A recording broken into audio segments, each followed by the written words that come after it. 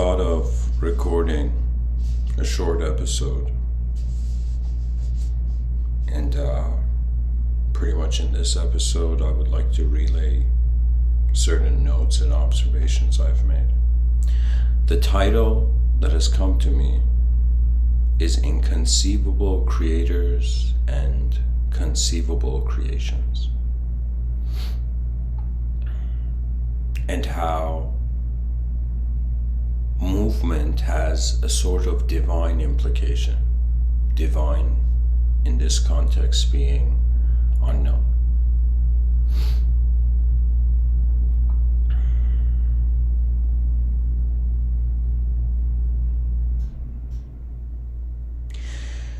So really, here's the thing. Let me first say that there are many patterns in reality, and we as creatures that have evolved, as objects that became aware of themselves, an object that became aware of itself, there came a subjective position. And so pretty much reality is maybe a good term is that reality is veiled through duality.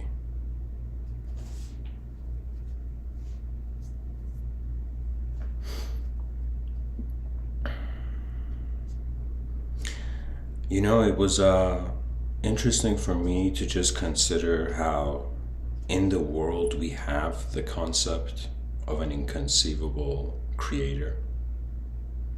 There's billions of people around the planet who their main focus of their life is God. You know, and it's this very unique idea. I mean, aside from its cultural conditioning, but just this notion that the world has a beginning and we as human beings have found the name of that beginning. Do you know? It's as if it's a sort of ultimate concept. Here I've written, could godhood be the ultimate conclusion of, I don't know why the sentence comes short here. Could godhood be the ultimate conclusion of individual evolution, of an individualized evolution?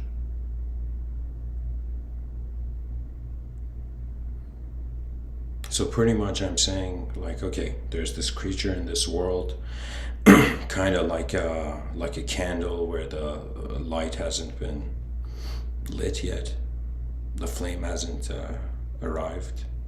Now when the flame arrived, the whole notion of creation and destruction, it's as if we didn't have minds, you know, it's as if we don't care about cause and effect that much.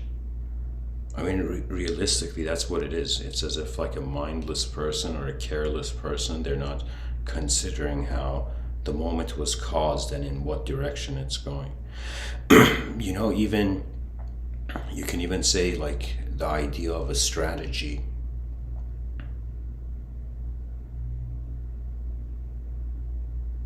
Where it's as if like the outcome of an event is already there in your inner realms.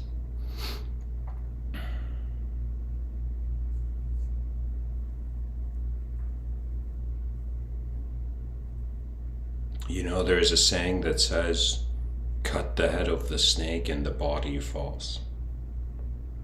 And I feel perhaps for human beings, to cut the head of the snake is to in some sense solve or answer the biggest, the mightiest question. As if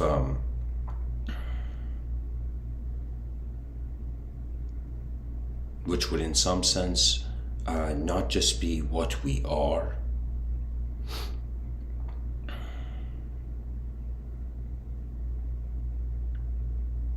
or how would I say it? It's as if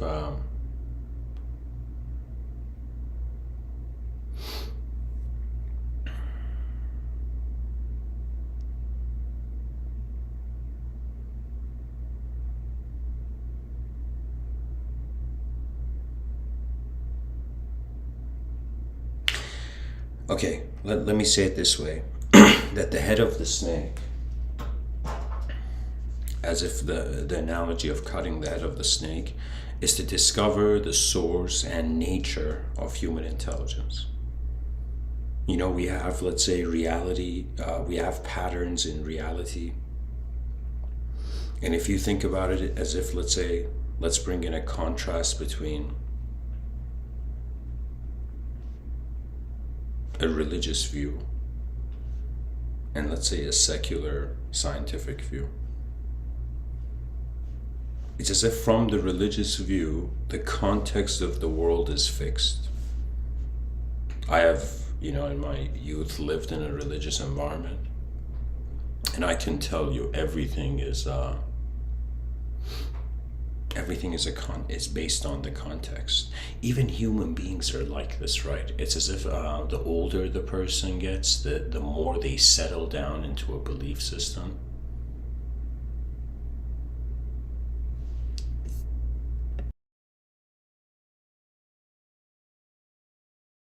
The younger they are, it's as if there's more energy to kind of change or look for new eyes.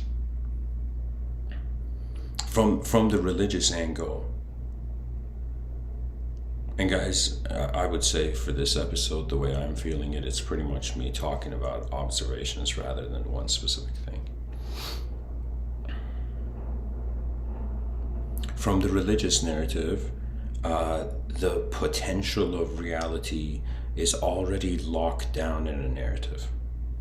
It's as if religion, a religious ideological system, the walls of the ideological system are fixed, you know.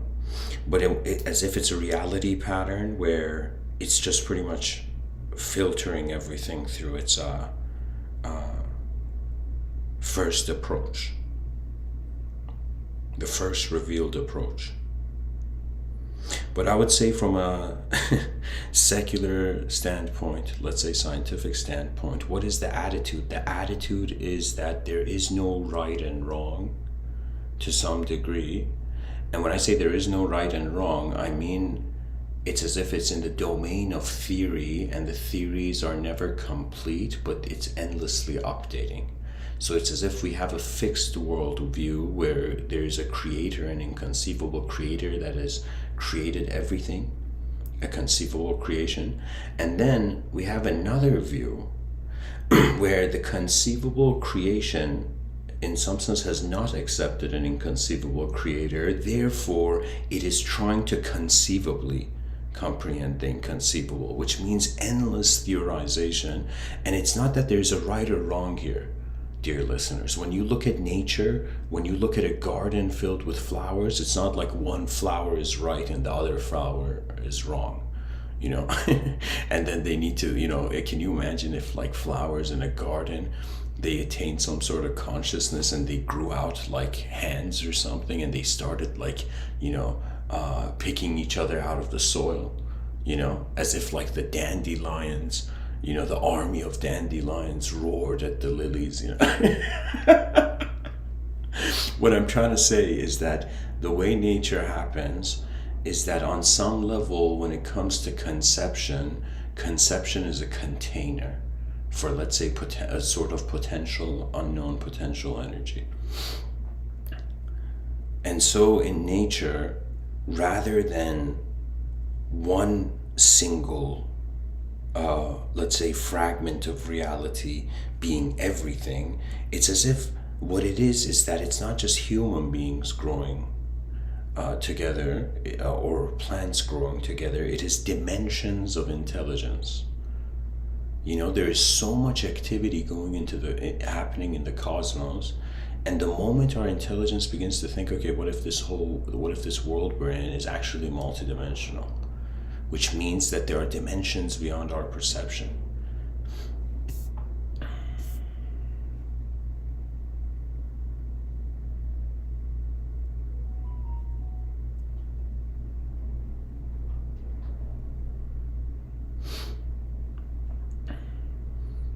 You know, in Vedic thought, they had this notion, just in, I would say, let's say, ancient Eastern thought, this notion of the monkey mind. And it's as if once the mind steps out of one illusion, there are many other illusions waiting. It's like an idea like this. As long as there is an unknown urge and force within the human being to act, and this action doesn't have complete awareness, it's as if there is an entrance into novelty endlessly.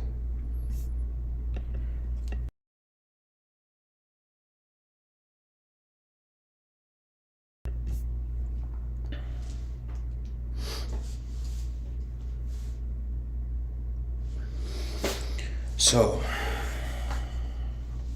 the world is multidimensional. There's dimensions beyond conception, let's say.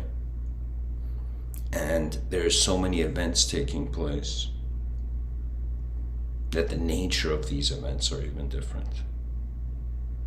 It's as if in ancient Greece, a person was walking in the street, and then they looked at the clouds and they're like, no way, the same time I'm walking in the streets, the gods are walking on the clouds. It's as if the clouds are the streets for gods.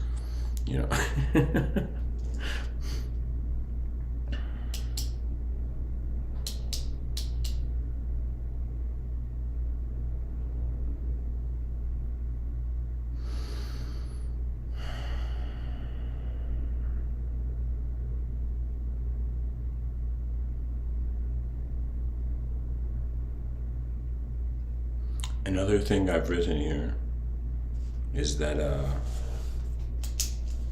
what if space is limited? I had this idea that just let's follow this notion of inconceivable creators and conceivable creations. That's what religion gives us. When let's say from the secular standpoint, it's conceivable creators and inconceivable creations.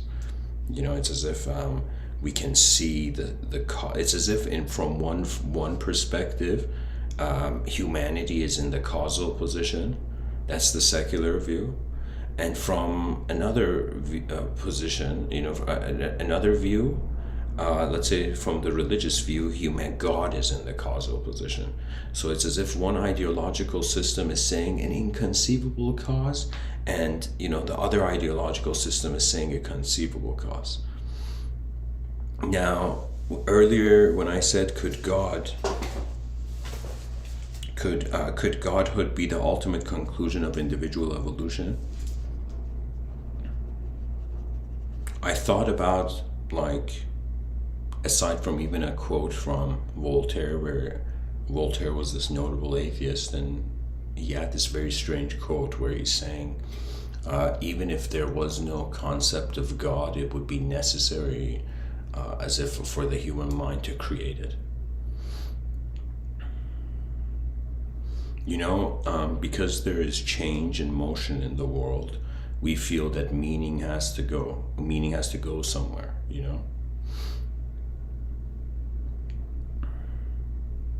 So anyways, this notion of an inconceivable creator, I started to think, okay, what if human beings are right now like kind of big chess pieces on a chessboard, and what if in the future, where truly the destination of conscious evolution is that we become the creators? So in some sense, it's as if man today, God tomorrow. It would be a sort of view like that. Now, I thought about it, okay, there's the whole religious category, religious approach of seeing it, but what if what is inconceivable to one dimension is actually conceivable in another dimension? And for a second, I don't know what it was, like my attention went to this thing, that it's, imagine like we are this very advanced entity, this very advanced being, and this advanced being, let's say, has this disc, how should I say it? Has this disc on a table, and this disc, let's say, projects a cylindrical there's a cylindrical light projection coming from this disc. Now, let's say this advanced being, is bored, has, let's say, reached a certain point where it's like, okay, I want to create my own world. And begins to create a world inside this cylindrical projection. Now,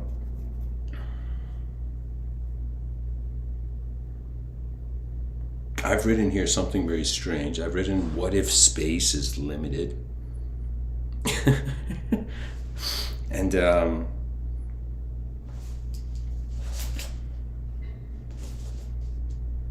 if I can just read my own handwriting.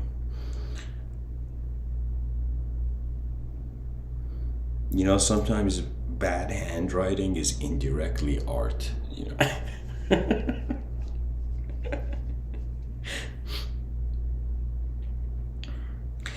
Okay, let me say it this way. So maybe a sort of, if I could go further with this metaphor of this advanced being, there's a cylinder on, let's say, this, I don't know, table. This cylinder, this circle, this disc projects a cylindrical reality in it. Now, inside that reality, this advanced being starts to create a world, right? Now, let's say it starts creating characters in that world, and it creates so many things that it reaches a certain point where it's like, I don't have room inside this cylinder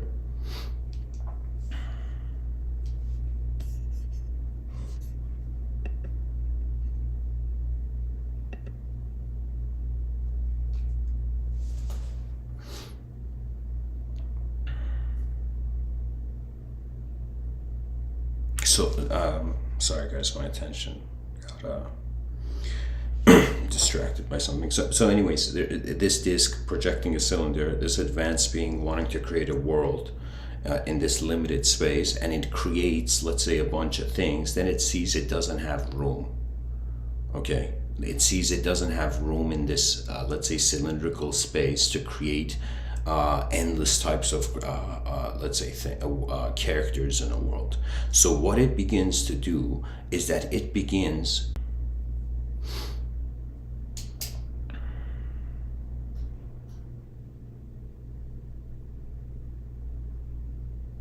to endlessly grow and evolve and change. Right? It's as if you want new events taking place in a limited space where a world can happen. So you bring in change.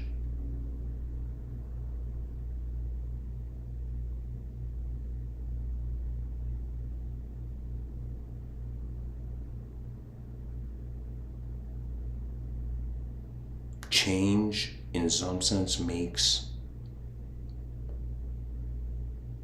you know what it is? It's kind of like,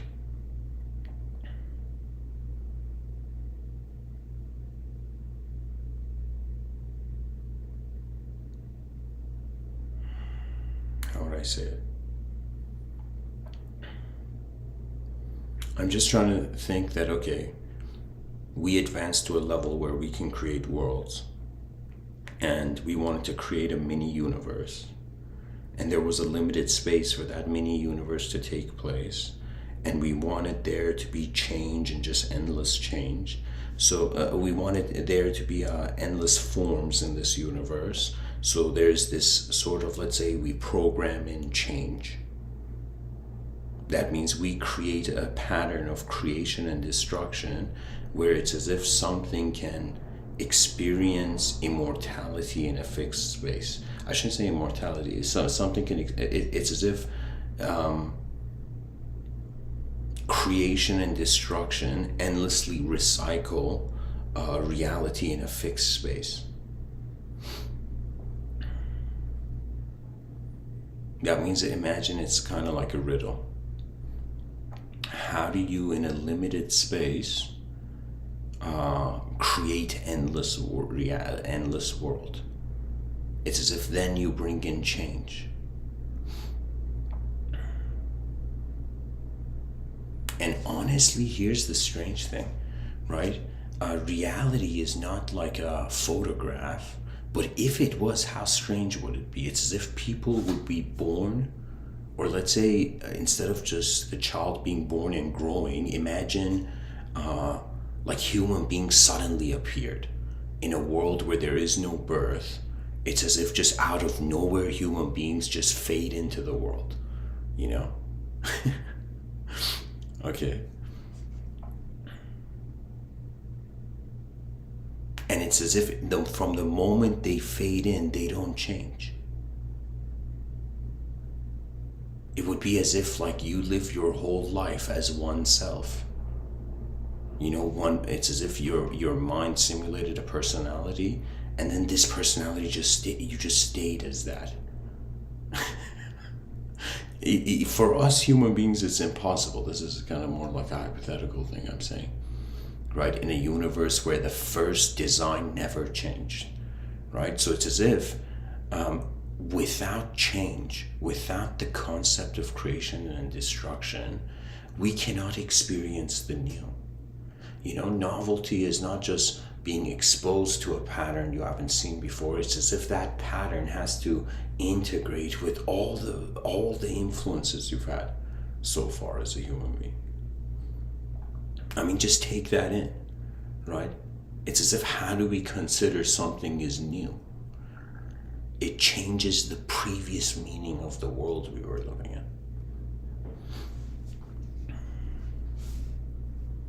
Now, back to this analogy of like this advanced being creating this cylindrical universe, which there's a limited space, but it's programmed in creation and destruction. So the creatures in this cylindrical universe endlessly are experiencing change, right? Now imagine a character inside a world wanting to suddenly know the author or the programmer or the designer of that world.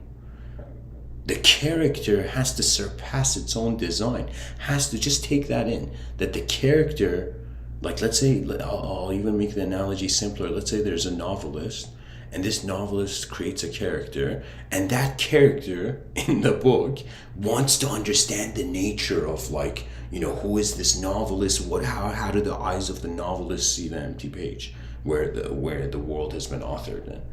Right? So that character not only has to accept that it's meaningless, it not only has to, excuse me, I shouldn't say meaningless, it has to accept, it not only has to accept it's hollow, but it has to accept that it is more than the letters on the page. It is more than words, right? That means, here's the strange thing, we have pushed fiction and imagination outside, and we have grounded ourselves in reality, thinking that this is, the absolute approach of, let's say, a creature.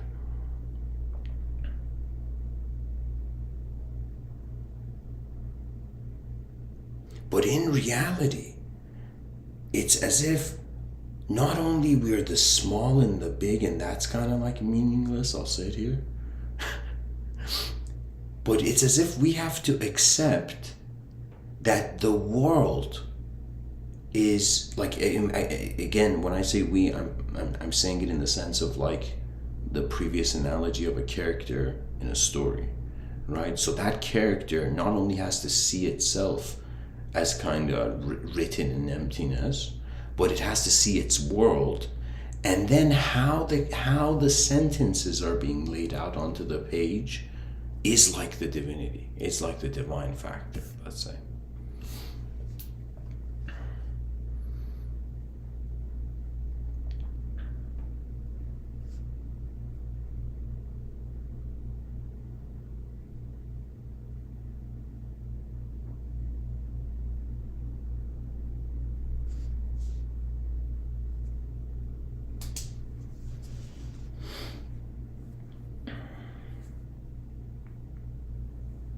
I've written here, change is necessary if there isn't enough space. Change could suggest space is limited. A video game designer creating a world inside a small cylindrical projector.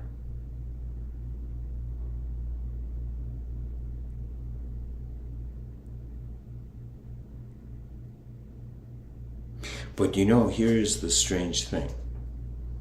When let's say, let me try to go more metaphysically deeper into this writer analogy.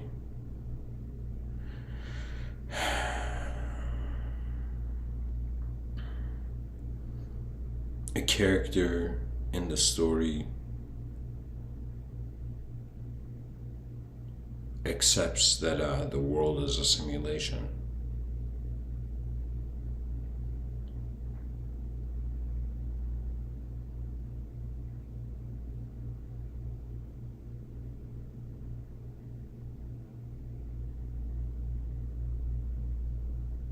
But how the world is happening is not a simulation, you know.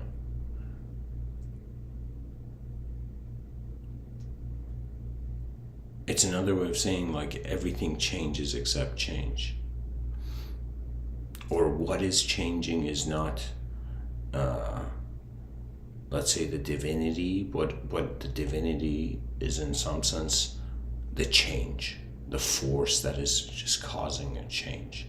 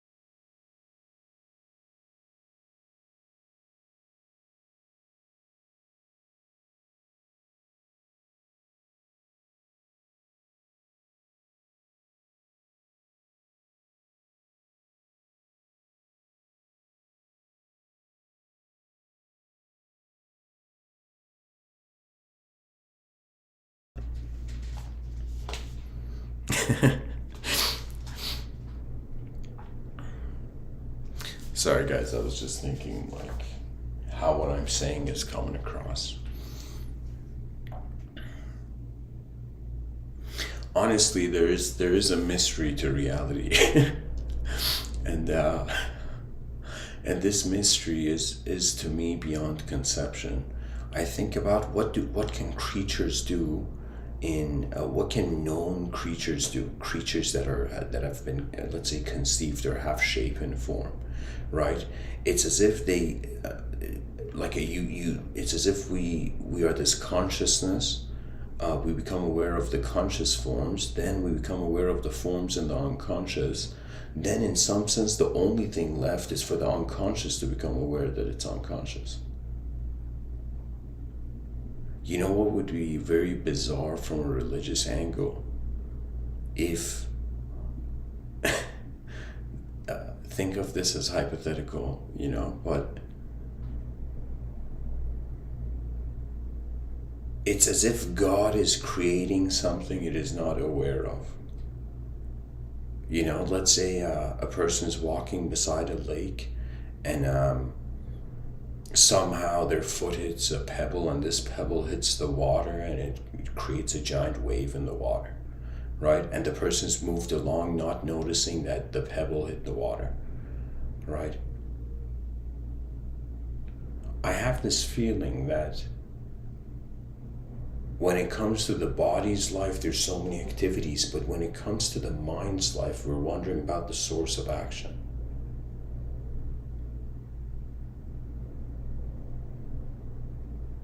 You know, so many people on this planet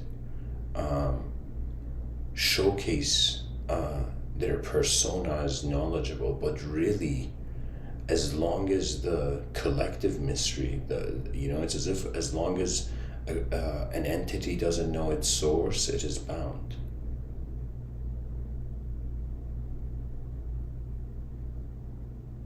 And so even the title, we can have inconceivable creators, conceivable creations.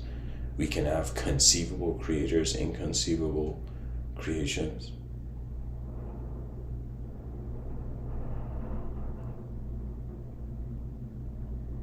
There's a quote, I was looking at this earlier. It's from the Rig Veda. And the Rig Veda is like this ancient Vedic book. It says, in the beginning, there was neither existence nor non-existence, neither sky nor heaven beyond.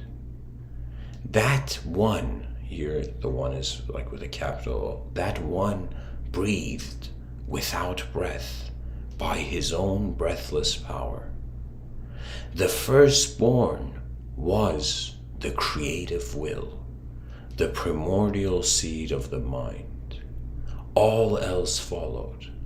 The sages, searching for the truth within themselves, discovered the eternal bond between the seen and the unseen. This bond was an endless line stretched across the heavens. What was above? What was below? These are questions here. Primal seeds were sprouting, mighty forces were moving, pulsation from below, pure energy above. Who here knows? Who can say for sure? When it began and from where it came, this creation. The gods came afterwards, so who really knows? From where this creation came, by what means it was formed, only he who watches from the highest heaven knows, or perhaps even he does not know.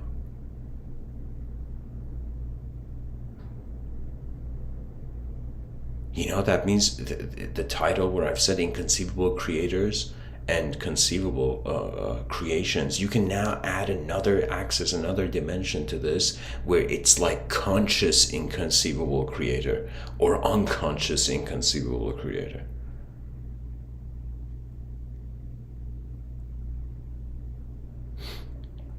And you know, various, I could say, you know, traditions, they talk about kind of one of like some of the most advanced states of human activity being in a state of play.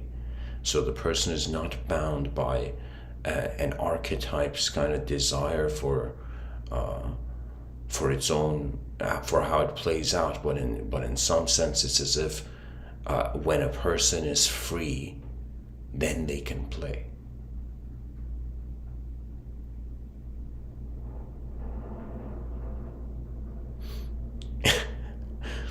Playfulness is a very profound idea. It is, in some sense, you can't even say whether it's unconscious or conscious. But you can kind of feel it's as if playfulness is when the conscious is at least content with the unconscious.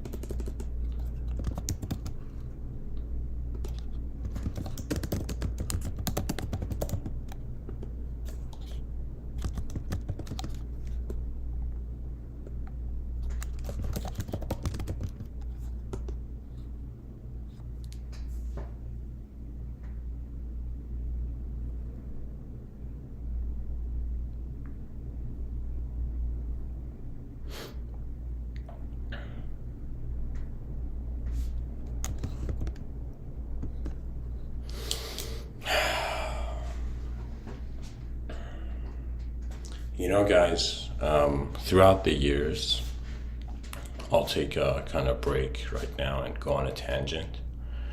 You know, throughout the years, there's been so many different comments in the chat section I've seen of these talks I give. And one thing I will recommend to viewers, that don't be rude and then act friendly. You know, I see that. I see a lot of that, you know, that because the intent is obvious, you know.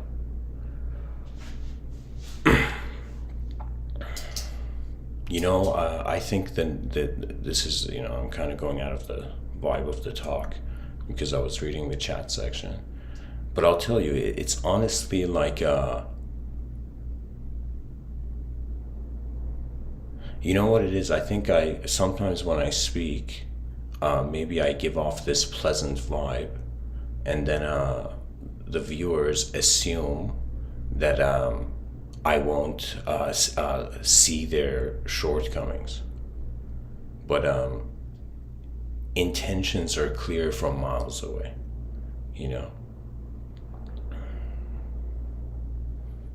And if anybody's listening and you don't like the talk, feel free to leave instead of, trying to battle with me in the chat section. I mean, like, what are you doing? There's millions of other things you can go listen to. So, anyways, because one thing I'll tell you, unnecessary intent to break something, I will never respect. A person can act nice, but if their intention to break something has been exposed, like, it's like you destroyed the friendship that was never there, even. But anyways, back to this notion of inconceivable creators and conceivable creation.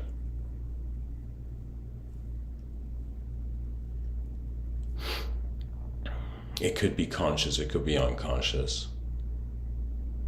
It could be that we as human beings, the ultimate ideal we have to look for is not to just live in a world.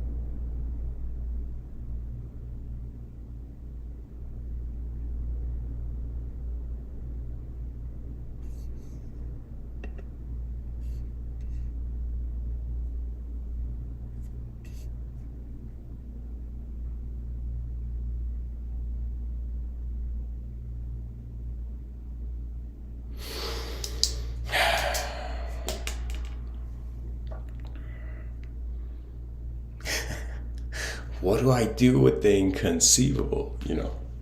It's the biggest question for a creature that's working with concepts.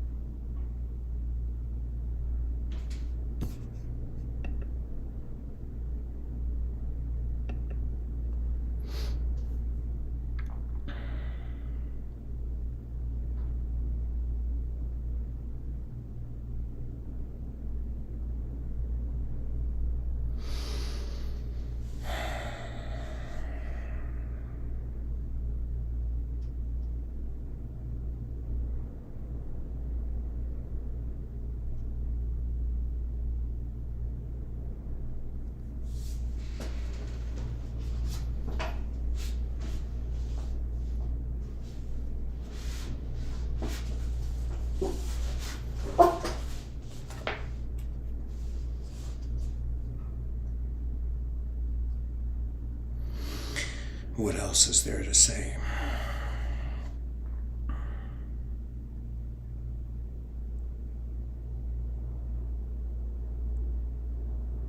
We can have a view of the world in the simplest way, that it's just an event that's happening, that it can't touch any idea. It's as if it's pure being.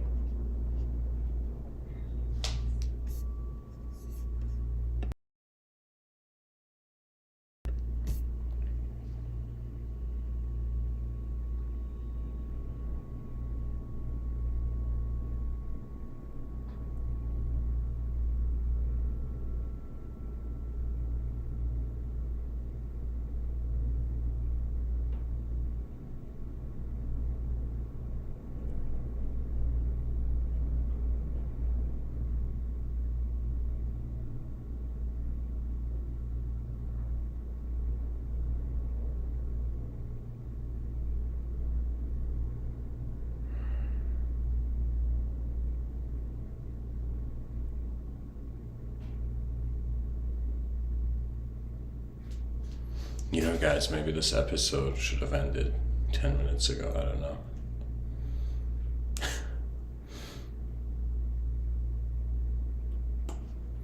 You know, it's the thing that sometimes I think viewers should consider that I'm not a machine, right?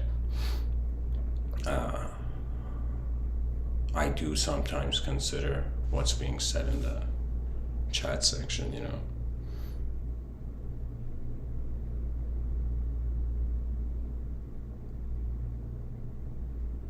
But I think whatever happens, deep down within every human being's mind, they know the consequence of their intentions.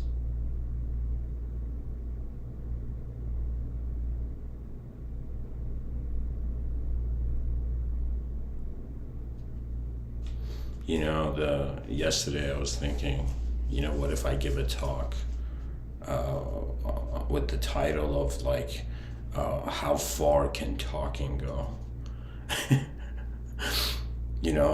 To me, when I wake up, I see that I have a body. The body gives rise to physical activity. That means it's as if so imagine every human being is like this energy, this potential of energy, and where can this energy go? It can manifest physically, it can actualize physically, or it can manifest as sound, which is still a physical occurrence, but it's as if there's conceptual power. That means it's as if when I move my hands in the air, like there's a certain energy being taken, being consumed, but at the same time when I speak, there is a certain energy being consumed, but the energy is so small, right? And the thing about speech is that it directs attention. From an existential view, nobody is really any subject, and it's just energy and attention are just having an intersection point. They're being instantaneous. I consider that a human, like a presence. I use the word presence for that. Now, when it comes to language, it is like the intersection of attention, but not with matter. It is like the intersection of attention which is strange because our biological eyes are seeing an outer reality, but at the same time, we cannot see where imagining. We can see what we imagine, we can visualize, but we cannot see where it is, where imagination is.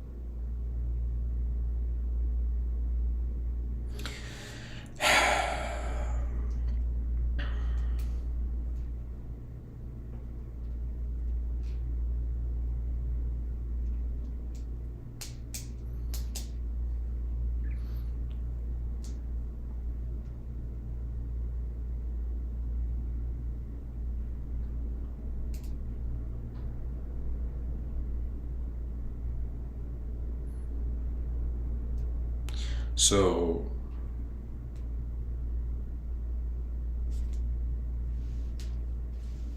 guys, this episode is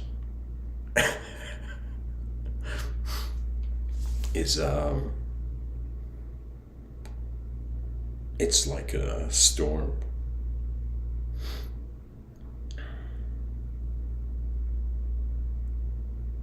You know, there's a quote I remember I heard from Anthony Hopkins. I mean, of course, we are emotional beings. I mean, on some level, if we respect, human life, we consider its activities. But Anthony Hopkins had this very nice quote where he said, "What I think is my business, and what people think is their business." You know, but it is sometimes like a person, let's say, is sitting in the restaurant, and imagine as they're eating like a meal, somebody's like, tapping on their shoulder, right? And the person's like at first calm, he says, it's like, please stop. And then let's say it doesn't stop. And then at some point, the person just stops eating their dinner and they're like, hey, what's the problem?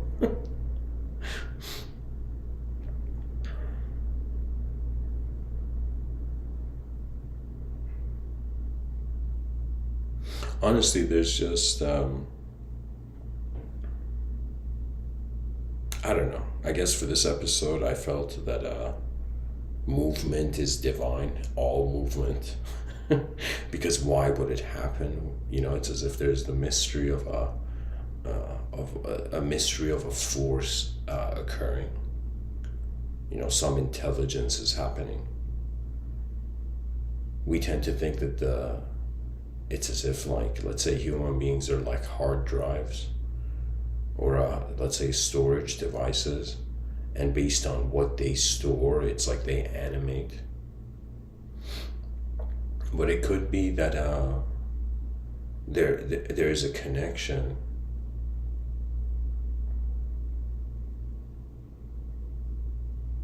Pretty much just like the roots of a tree are in the soil and we cannot see them. It could be that human intelligence, or how we're being a human being, is rooted in a deeper state, you know?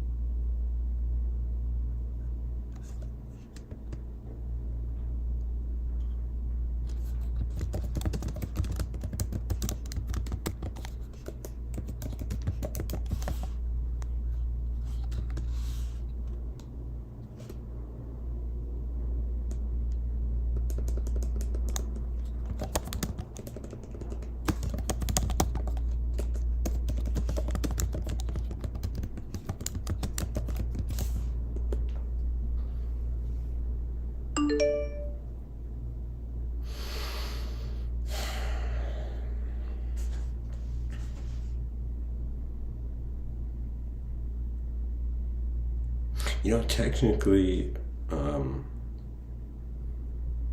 I would say that maybe there is an identity to the human being. Their attention, awareness arises from the body. Not just, it's like from all the senses of the body, and we can say it's like a center of gravity.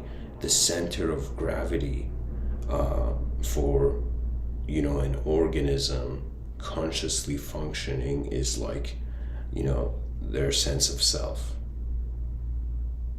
Right now, it's like my ability to communicate is based on my sense of self. If my center of gravity changes, that means it's as if I have a sort of inner view, and then my sense of self changes. Let's say somebody says something in the chat section, I engage it. That it's as if the rhythm of my attention shifts. This is, I think this is common in for many human beings, in the sense that it's as if the person was explaining something, and then they get interrupted, and then they explain it from the beginning. Why? Because there's a rhythm component to it.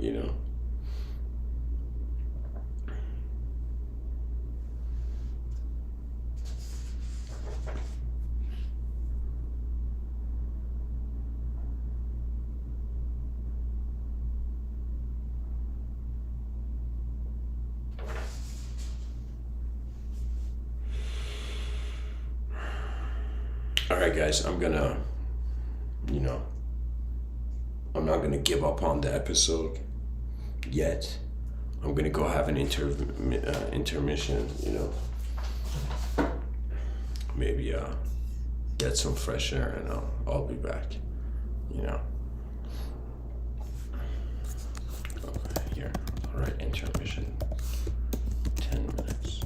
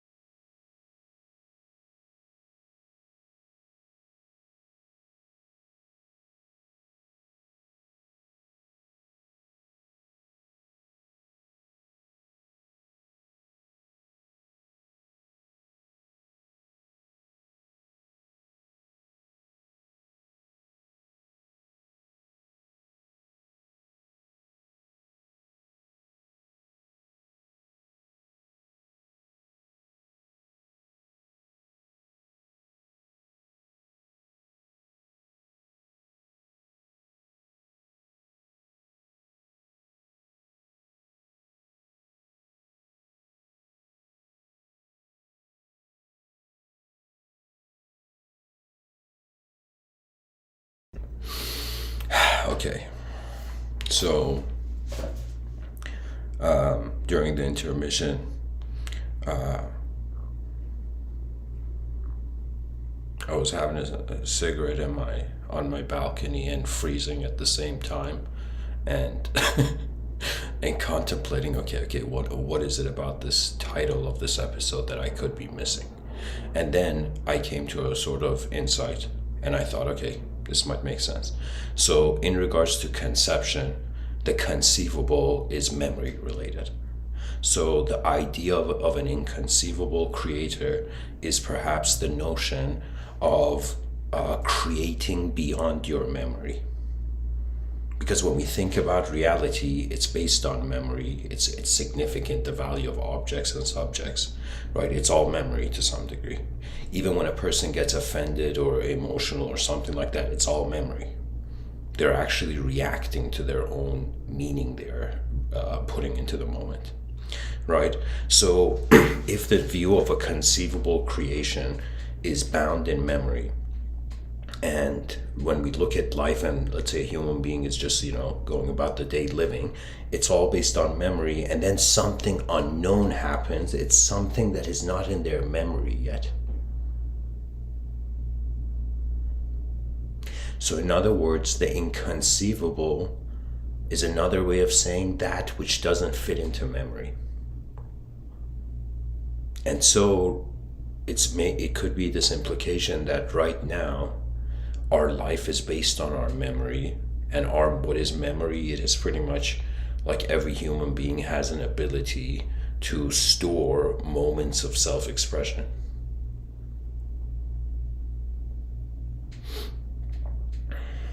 So think of it this way: there's this creature, that is simultaneously being a storage device, and when it looks at things and everything, and it's based on what it has been exposed to, what it has familiarized itself with.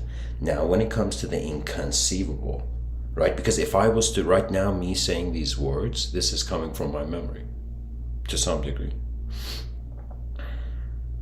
I mean, on some level, I'm just like sitting on a chair and like,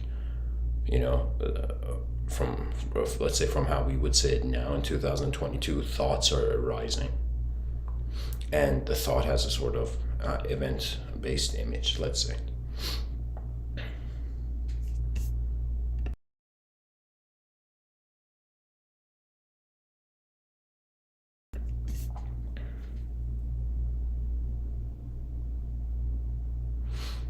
Now, if I was to create from beyond my memory, it would be something, again, beyond anything I have seen. So perhaps this is why creativity, novelty, even the concept of revelation in religion, it's like that's where the divine is. Pretty much, I would say a definition for the divine is beyond memory. Now, while I was on the balcony, I was just thinking like, okay, what am I? Do you know? And the thing about, I would say maybe it's an idiosyncrasy of mine, where I am not satisfied. I am not satisfied by how would I say it, the expression that comes and goes. Maybe that's another reason why I'm giving so many talks. It's as if each talk is getting closer, but at the same time, it's like never reaching, the finale of meaning. And if right now we are conceivable creation and we're evolving, and let's say, we become gods in the future, kind of like, as I said earlier, man today, God tomorrow. So it's as if beyond a relationship in time, beyond a relationship of multiple moments signifying meaning. So in some sense, I don't know, even now I'm speaking, it's like, of course, there's a body in the moment. And there's an awareness. So my body appears to me as if it is in my mind. My mind appears to me as if it is my whole moment. And it's kind of like the only way we know we can even fathom the inconceivable is because we need conception there first. And so we need memory there first. So it could be that, of course, various animals, different species, they have memory. But their memory, I don't know how consciously it's being mobilized. It's pretty much like the relationship our intelligence has with how we are tunneling through various moments of conception. It's as if you need to be something for then to be something else, right? So it's as if there has to be, on some level, primary existence. Existence is like, this is the strange thing, but it's as if a person can even fathom emptiness, but emptiness has to exist, right? Do you see? It's as if existence is a sort of universal, it's pretty much the argument for being. So there has to be, and then things can happen to that which is.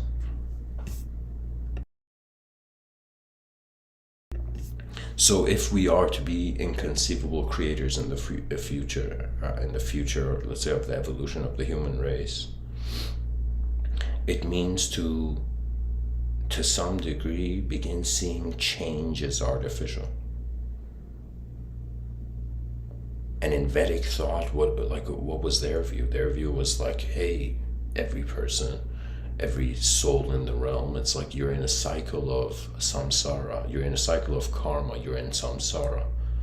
Samsara is pretty much how, it's another way of saying, like, just like how there's pixels on a computer screen, the periodic table in space is kind of like pixels on a screen, and so there is the presence of an additional viewer.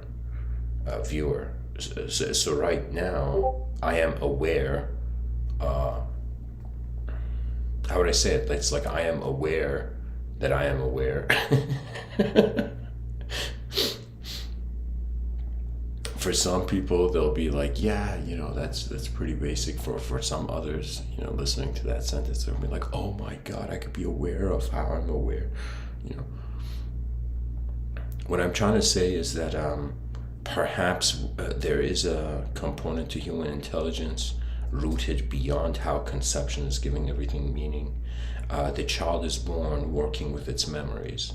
But we know that human beings, when they go into certain states of activity, it's like, what do they call it? They say it's like that person's in the zone, right?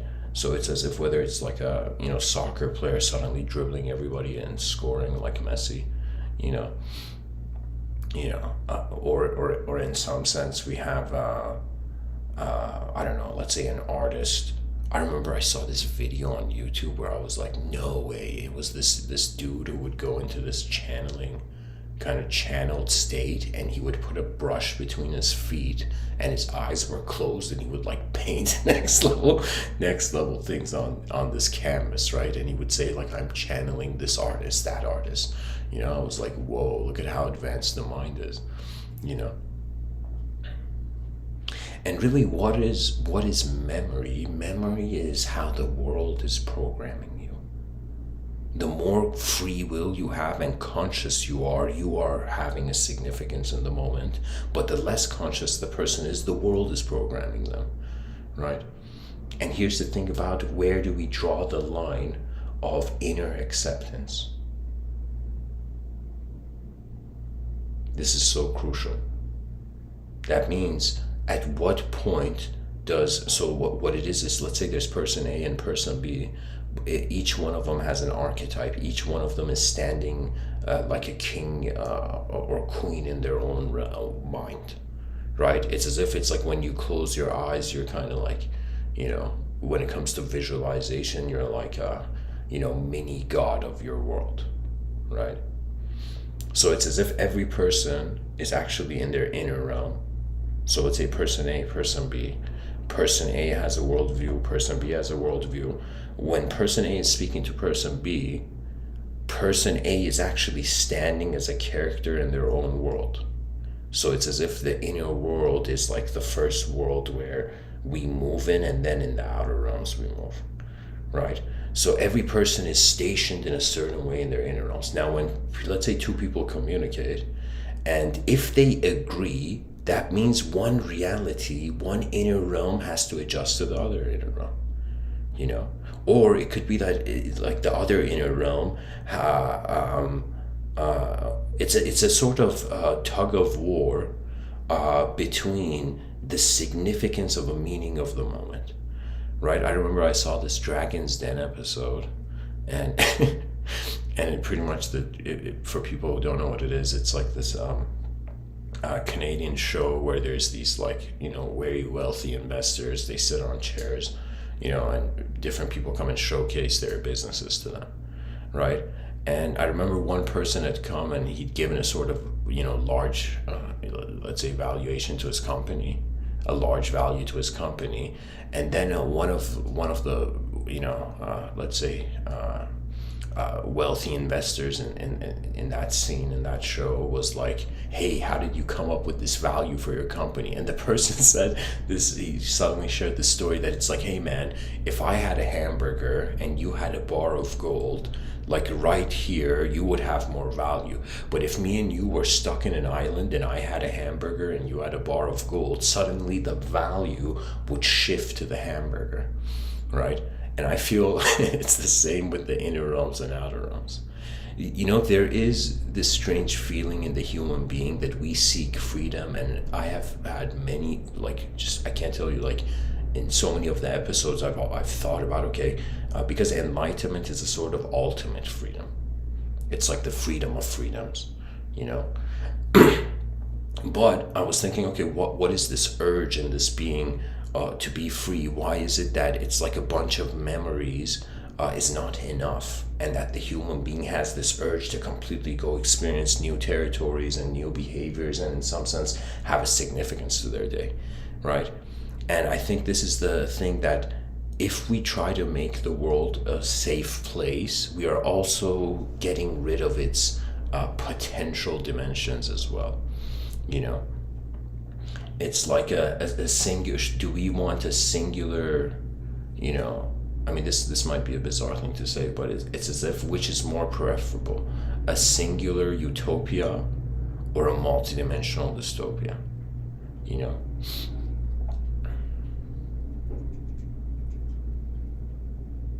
And of course, it's not just memory, right? Because a person remembers, let's say somebody says, hey, what did you eat yesterday? And then the person's mind, begins to fathom, or let me say it differently. Let's say somebody says, hey, what's your favorite color, right?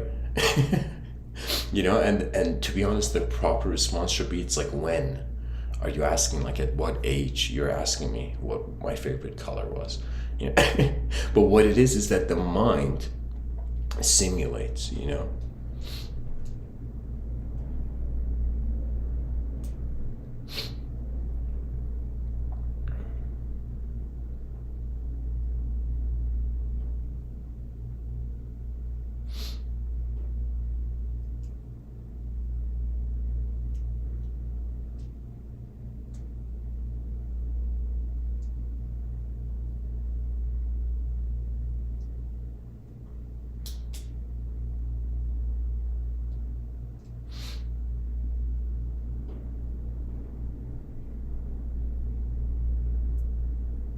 And what is this may be strange, but maybe another way we can say, what is the meaning of life? The answer is to find new memories, or to create new memories. Because really, what is happening? Human beings are like, they go to sleep, like the computer shuts down, the program shuts down in the conscious waking state. Then they wake up, and what is going on? It's like expectations of ways they have already lived in their mind are just left to actualize, right? It's as if when a person is thirsty in their inner realms, let's say they're sitting on a chair, in their inner realms, the thought arises, like, okay, they see themselves drinking a glass of water. That means in their inner realm, they've already lived, right? In the subjective domain, it's as if we're already where we are behaving towards,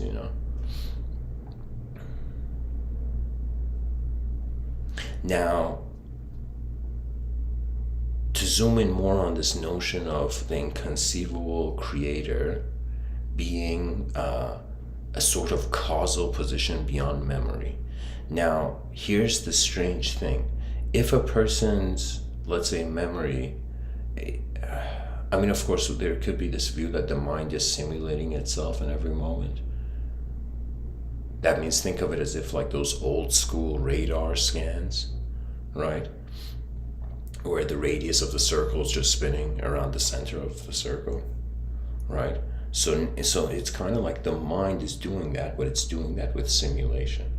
So it's as if the person's sitting down and then suddenly something moves in the room, or let's say their phone vibrates. It's as if suddenly it's like the radar scan picked up a new reality. So anything changing changes the world where we're in, right? Which is another way of saying, because everything is changing, we can't pinpoint change. What I'm trying to say is that it could be that superior states of being have nothing to do with how memory is giving promises to reality. And in some sense, we are doers, D-O-E-R-S, and when the higher dimensions are just being, right? That means it's as if, think of it as if a spectrum of dimensions, and the lower dimensions all have cause and effect. The higher dimensions are just instantaneous, right? There is this, let me see if I could find it. I remember in this thing I was reading earlier from the Rig Veda, there was this quote which was really like next level. Let me see if I could find it.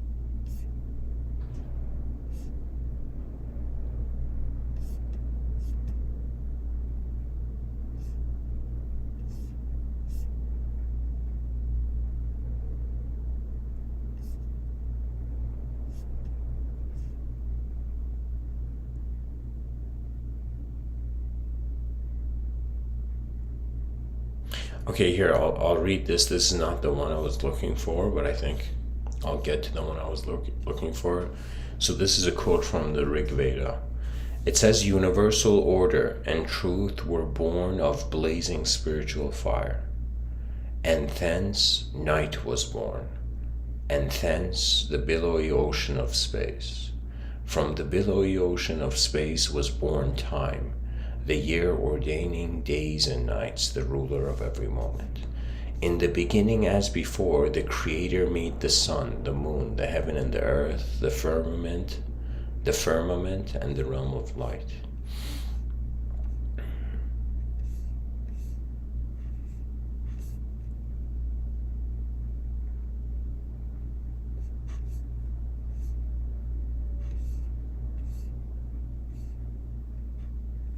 Okay, here I found it. So this is the thing I wanted to read.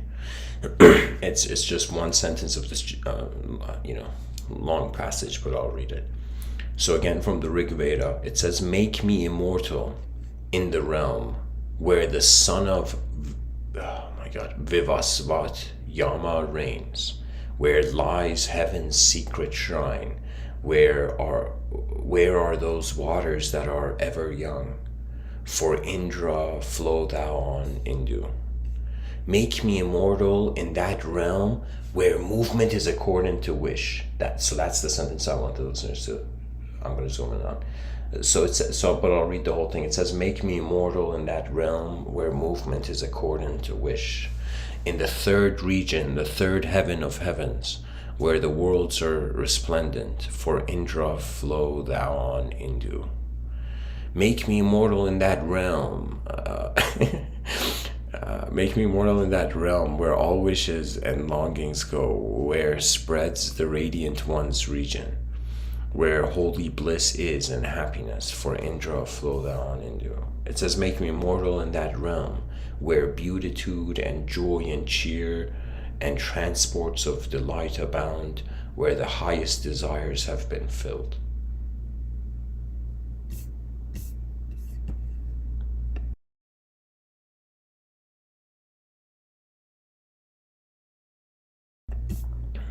So, anyways, the sentence from this is that where it says that I want to zoom in on, it says, make me immortal in that realm where movement is accordant to wish. It's as if the higher we go, the cause and effects becoming more instantaneous. So when it says is accordant to wish, what is wish? It's like a way where the attention, it's like a selection of attentions, direction. It's choice of where the attention is.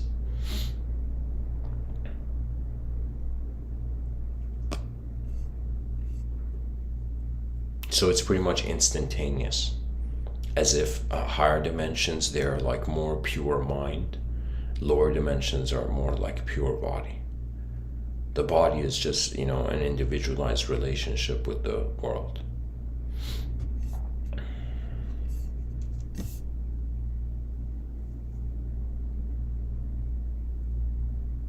And of course, guys, keep in mind, the reason I'm going into this metaphysics is because even the word metaphysics, it's saying we're wondering about what comes after the physics, And pretty much, this is my honest view, that we're a bunch of creatures on this rock in the middle of nowhere, and we've created, just like how, let's say fire was created, even though it was discovered, but it was created to be discovered. It's as if we have painted over the world in accordance to, let's say, the collective memory, which is our history, and we're acting as if there can be knowledge. We're pretty much playing king of the hill as a species in the void.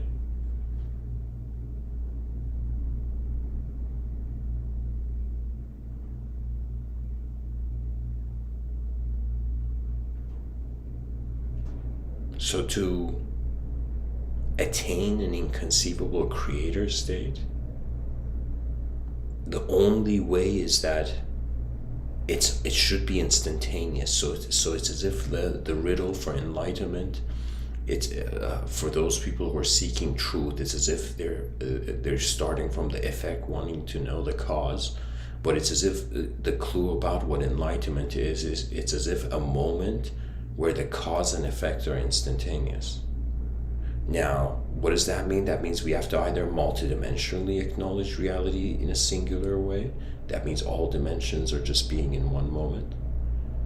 Or in some sense, we consider that it's already there. That means if you go beyond cause and effect, there is no one to become enlightened. It's as if enlightenment is. It's as if enlightenment is the nature of being. Or let's say true freedom. We are living in a point where we're categorizing all of it, and then connecting our categories in the same way we look at an object and we're like, okay, that's a cup of coffee. So in the same way, we're connecting categories, right, to our view of reality. And it's even, what's fascinating? I think this is why it's important for the human being to be a social animal, because if a person is alone, their mind is not, it's as if it has no choice but to acknowledge its own presence. But when others are around, the mind depends its presence on other movements in the moment.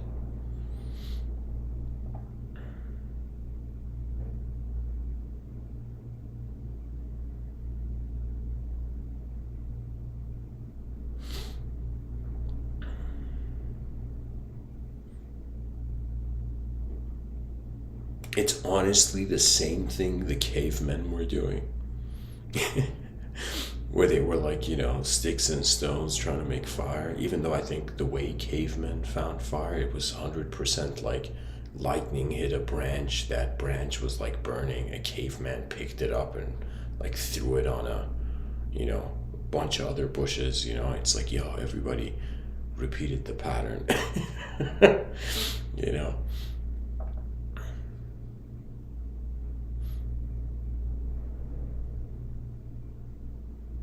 What's remarkable about life is that there is a force here.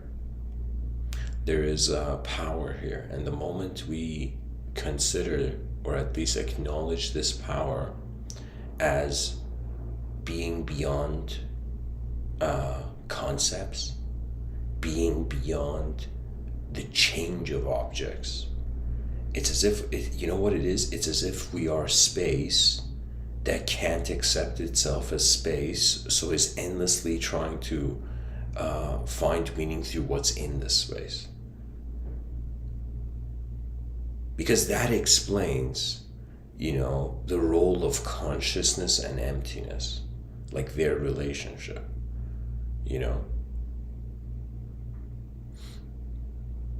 And think of it this way, it's as if Adam and Eve, from the religious context, did not make a mistake, there wasn't the first sin, they would have no need to conceive of God. Do you see what I'm saying? It's as if the mind is looking for what it doesn't have. And so we are living in a time as human beings in 2022 where we have individual bodies, and we have like this kind of like inner viewer of like, this endless film of our selfhood kind of projected into the moment or onto the moment.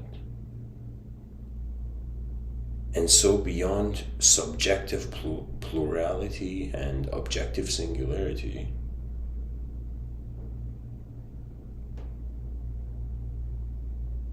or it's kind of like we're trying to find the ultimate archetype, right? That means it's like, let's say a person, okay, let me say it this way, some sort of attention and intelligence managed to create something consciously to conceive reality. Okay, now this conception of reality, the moment it acknowledges itself, it wants to advance itself to a fixed view.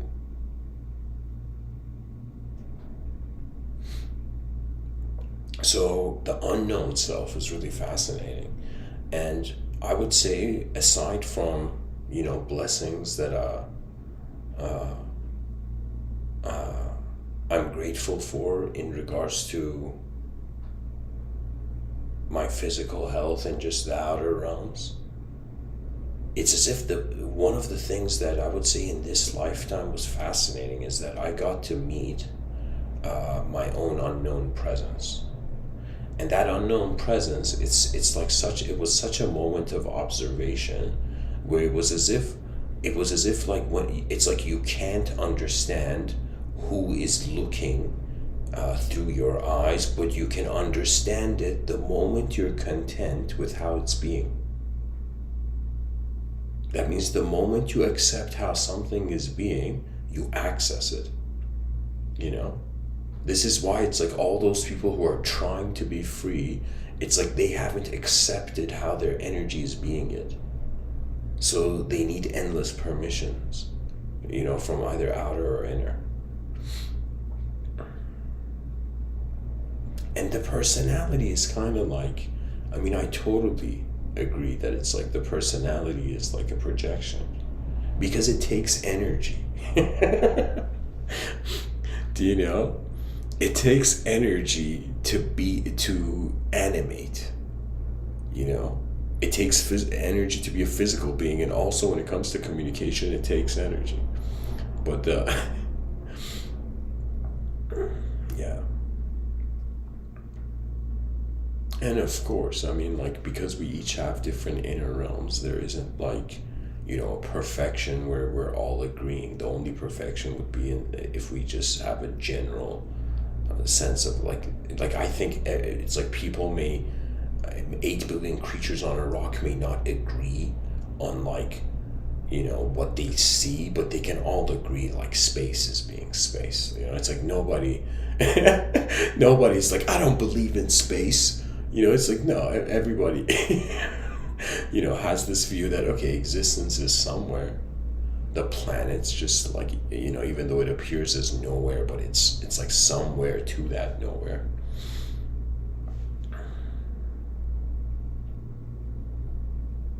And I would say I have had moments where divinity has not been per se the content of an event, it has been a state. It's like the same way, like let's say gentleness or incredible agitation and aggression. It's like there's moments in my life where I've been really fierce, like I would say equivalent to like a leaping lion. I've had moments like that, but there's also been moments where it's been as if like there needs to be no personality or free will, because what is just so serenely being. You see, it's as if we have mixed the nature of the mind and the nature of the body. And I think that if we're considering that higher dimensions are from, let's say, a cultural, from an Abrahamic sense, as if it's like a heaven, the higher dimensions are like heaven, and the lower dimensions, let's say, it's like people say it's hell. But I would say when you think about the higher dimensions being heaven, and when I was saying earlier that the higher dimensions are like pure mind, it's another way of saying like our mind is heaven and our body is like earth, and it's as if when the body does not, it loses sight of the mind, it's as if that becomes hell,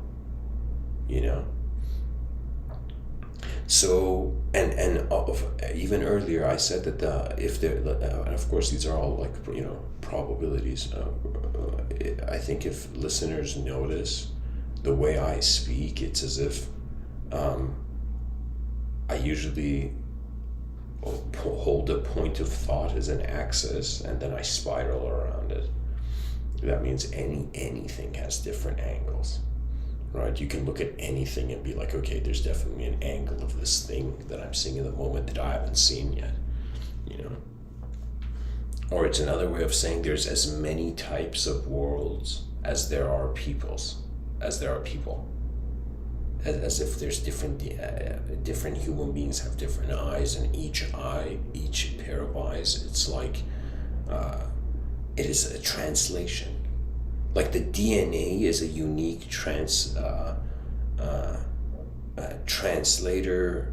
device, but biomechanical device. It's like our body is translating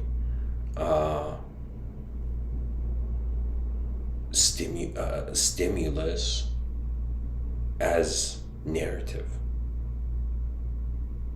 And I think what it is that that's the best technology we've found. That means the future generations might suddenly find themselves kind of dodging the conditioning of the past like bullets from the Matrix, and entering and bringing forth such new states of mind that we haven't fathomed. All I know that I'm sure when it comes to like wondering about the future, I mean, obviously everybody can predict the future if they say it's going to change. It's like that's an ultimate prediction of the future. Everything is going to change. But the way it would change would be as if how much of the past does it choose to keep? That means if the person, let's say every human being has a relationship with their own past. Now let's say we have person A and person B. And person A and B are just in the moment, are in one moment in their, let's say, their minds are engaging. Now, Person A, let's say, has let go of his past. Okay? That means when you ask person A, like, how was your past? The person always, what it is that it's like, their past is not it's not filtering the meaning of their present moment.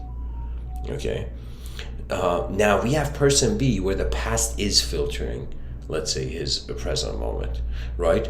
And it's as if in the mind of person B in this example I'm saying, the human being that has not forgiven or accepted or found some sort of contentment with how their eyes have journeyed so far, it's as if they're trying to keep the past alive in the new, in like a new moment, right? And what I've realized, honestly, is that I think the most superior state, one of the most advanced states a human being can be, is one where there is no thought, which is another way of saying memory is being automated. Memory is on cruise control. So what I mean by that is that just like how we don't think about our breathing, it just happens. Perhaps what is truly intended for this creature that we're being is automated expression. But in order for an expression to be automated, the person has to accept, just intrinsically or instantaneously accept, right? Because what you don't accept, what do? You try to change. And it's not that everything should be accepted, of course, like, the mind has each memory has its own karma, let's say. If a person is rude, it's as if they have created a memory for themselves of being a rude person. If a person is nice, they have created a memory, and that memory, their future self has to deal with it. You see what I'm saying? It's as if every memory in the moment that's being generated is like a sense of self that will accompany your future self. Now if your future self is free beyond your memory, it's another way of saying that you have gone beyond individualism. That's really it. Because what is the DNA? It's like it has its own memory. It has its own intelligence. It has its own unique program of behavior. It's not just things are existing in so many different relationships. And each relationship has this, sometimes it has a free will factor. It's like, we think of it this way. It's as if like we look at a cell in a body and people are like, no way, man, a red blood cell has free will. Let's say philosophers, like, imagine that in the future, philosophers like, a red blood cell does have free will. And the analytical philosophers are like, how dare you? The analytical philosophers are like, get out of here, man. You think cells have free will? It's like, no, free will is when all these cells come and become organized, and then that organized, sophisticated machinery has free will. Right? But what if it's a quality of a field of intelligence? That means think about the idea of freedom. What is freedom? Freedom is like an ability, at least physically, an ability to move in space. Right? That's a sort of freedom. That means physically, it's as if someone's shackled, it's as if they're enslaved, right? But then it chooses freedom, and that means it's like the ultimate freedom is like space, realizing it can be all of space. Do you see what I'm saying? It's as if it's like that's a good explanation, at least to me in this moment, that a suggestion of how we are all being a field of being is that whatever individual position we have, this individual position wants to become more.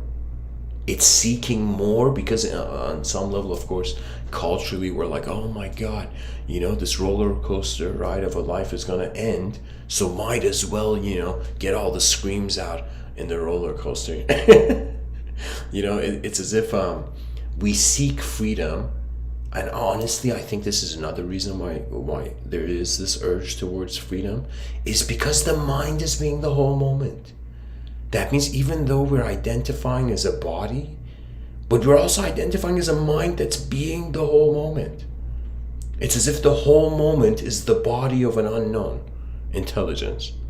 And what's in the moment is being, the body of that. So it's another way of saying your mind has a body, and then your mind is a body to a field to the whole moment.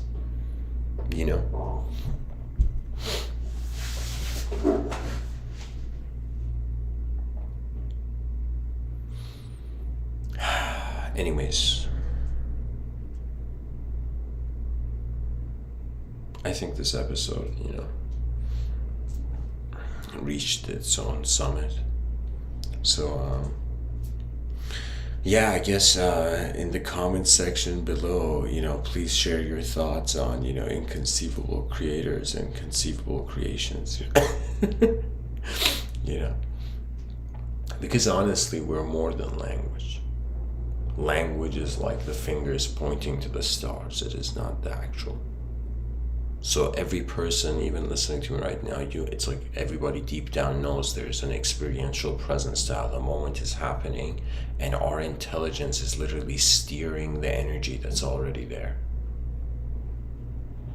Now there is the concept of balance and harmony, but that again has to do with the relationship your shaped dimensions have with the space they're in. My body's on Earth now, on this planet, so there's a gravity. Its gravity is clear. Like that's a relationship of the body with the space it's in, right? But when it comes to the mind in the inner realms, it's beyond the boundaries and the limitations we see.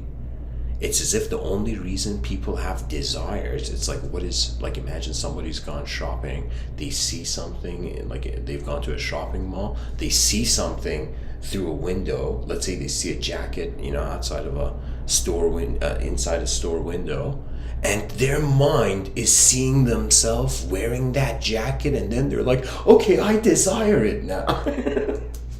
Do you see what I'm saying? It's like on some level, I think we're conditioned to want to relate to that which can be real for us.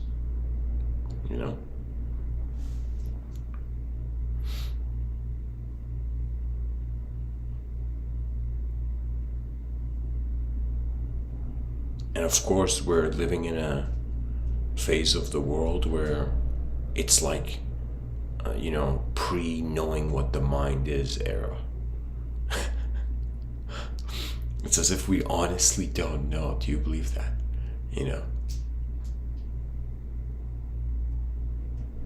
And to me, it's very, very strange, because sometimes I feel if we live too much as a mental being, we may stop caring how we're being an object. If we live too much as an object, we may stop caring how, subjects are access points, or like our activations of a new ways of reality. I mean, it's as if like a person can desire anything, but the moment they get their desire, what happens? They desire more. So it's like as long as there is energy, that energy is seeking its unknown potential. So it's as if, the universe has a potential, and the potential is being realized through the emergence of form. So shape is the destiny of potential, of energy's potential. I mean, really, what is living?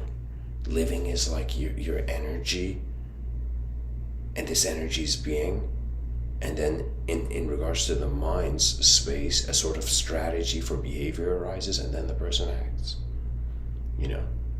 And I feel the more things become instantaneous, this is why there has to be the notion of faith. Because think about it this way: if there is an inconceivable state to truth, and if we're saying this inconceivable state to truth is accessible, and if the human being is a conceivable, so in other words, a faith beyond your own mind, of your presence before you were a mind, right? So I would say it's like we're reaching a point where spirituality is just like no longer being limited to just next level stories, and it's becoming an actual embrace of unknown experience. That means the unknown is the greatest assignment for all conscious beings. And I feel that could be it. We are living in a phase of history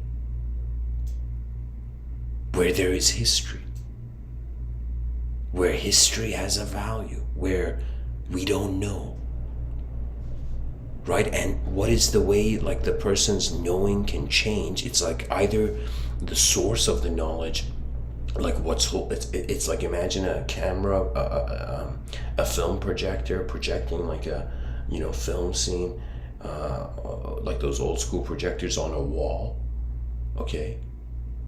And it's as if it's like the source, right? The projector is projecting it. Now, what's even more incredible in this analogy is that the film is not inside the projector.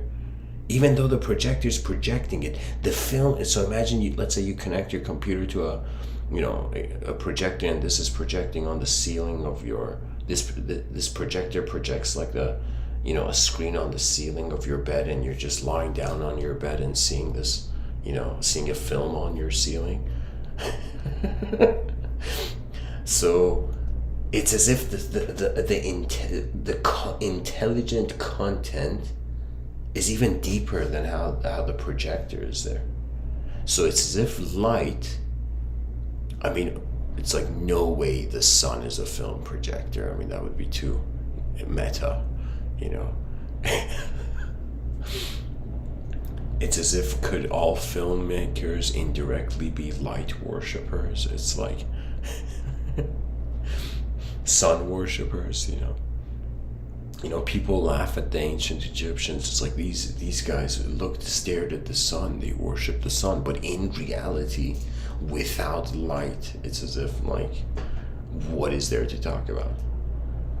What form is there to even access? So anyways, thank you for listening. And even earlier I got a bit distracted by the chat section, but to be honest, I'm a type of person, I wake up the next day, and the minor things have left as soon as they've come. There's so many things, like I think of course, others outside of me who know me maybe have a better view, maybe have a different view of this, but to me, ever since my childhood, I wouldn't use the term neat freak, but I'd use it in the term of I have been very attentive to how my moment changes. That means I remember even when I was young where events would happen where I was looking at the moment and I could tell there was this force behind the scenes moving things. It's as if even before people speak or communicate, there is an unknown mover in the moment. And when I say unknown, it's because movement is not a object. Do you know what I'm saying? It's like our understanding. It's not like a photograph. It's like meaning is more like we pause a video game or we pause a film and we're like, okay, this is what the film means in that moment. But when it's a dynamic thing, all you can do, it's as if the superior understanding of, let's say, divinity. It's not like you go to a school, like there is, like, schools for divination, right? It's not like that. It's like a relationship with a living world, you see, rather than a robotic analysis of what is right and wrong and what has to be. So I'm saying that it's as if the mystery of our realm is like it's like a unknown horse where we as consciousness need to learn to ride it. I think that's the superior states, And somebody could be like, okay, Mr. Within, so if it's experiential, why are you talking about it? Why are you giving so many talks? And I would say, because it's not it's like, to be honest, sometimes we do things just to see what will happen. Like, when I look at my life, there's been so many, and there, of course, there has been the opposite of this moment too, but there's been so many moments that the pure reason that I have attempted things was just to see what their next stage would be. And now, like, my attention, at least with at least where these recent talks are going, is that I've reached the unknown. You know, I was telling someone the other day, it's as if I've talked about language to the degree where it's as if, okay, I'm like, what's more than language, right? And of course, it goes to a level of scenery, and so in the inner realms, like, so let's think of it this way, that our biological eyes provide a film with a certain speed, and in your inner realms, based on your memories and instantly them being able to be activated, that means you can instantly remember or visualize. So that instantaneity is like, you know what it is? It's as if behind our eyes, we are used to possibility in a way where in front of our eyes, we're not. And pretty much human behavior is to make what is possible in their inner realms possible in the outer realms. Who was it? It was, I think, Napoleon Bonaparte, this French emperor, where he's like, impossible is a word in a fool's dictionary, right?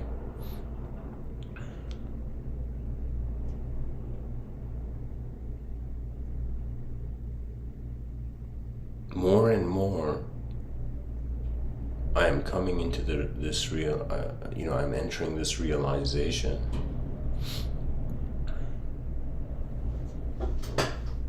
that the more my sense of self identifies with the presence of attention and energy, the less the memory has a opportunity to act. I shouldn't say opportunity to act. It's as if to activate.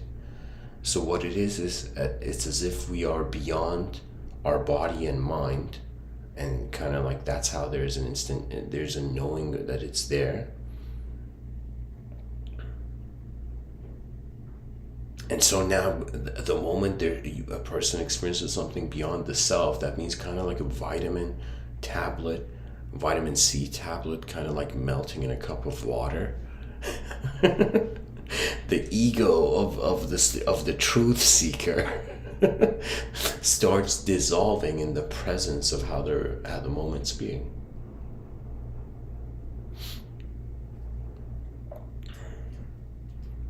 You know, somebody's probably like, did Mr. Within just relate consciousness to a vitamin C tablet and water?